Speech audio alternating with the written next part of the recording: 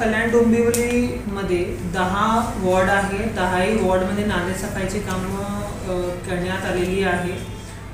काही ठिकाणी समजा जर गाळ किंवा कचरा काढला गेला नव्हता तर पाहणी करण्यात आली होती लास्ट वीकमध्ये आणि तिकडे योग्य सूचना त्या कॉन्ट्रॅक्टर्सना देण्यात आले होते. नाले सफाईचा एक राऊंड ऑलरेडी आपण एप्रिलपासून आतापर्यंत घेतलेला आहे आणि जिथेही काही वेळेला असं पण होतं आहे की भरती आल्यामुळे जो खाडी किनारा आहे आपला काही तिकडनं कचरा किंवा पाण्याचा जो प्रमाण आहे तो परत आपल्याकडे बॅकफ्लो मारतो.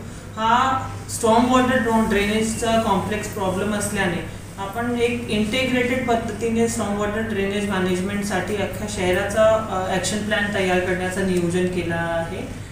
सोबतच रेन वॉटर हार्वेस्टिंगवर आपल्या महानगरपालिकेमार्फत आपण एक योजना राबवण्याचा विचार केला आहे. वृक्ष लागवडीचा एक मोठ्या प्रमाणात आपण कार्यक्रम यावर्षी घेतोय जेणेकरून एकंदरीत म्हणजे जे सॉइल कन्झर्वेशन वॉटर कन्झर्वेशन या दृष्टीने आपल्याकडनं पावलं उचलले जातील.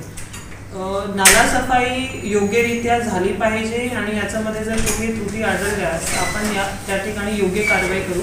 सोबत नाला सफाई जी आहे ती एकदाची प्रोसेस नव्हे तर एक कॉन्टिन्युअस प्रोसेस आहे आणि जेव्हा पाऊस पडला तरी जर समजा एखाद्या ठिकाणी ब्लॉकेज झाला तर कॉन्ट्रॅक्टर जे आहे त्यांना सूचना दिलेली आहे की ते त्या ठिकाणी उपस्थित राहतील आणि लगेच जो वे आहे त्याला फ्लश करून क्लिअर करतील.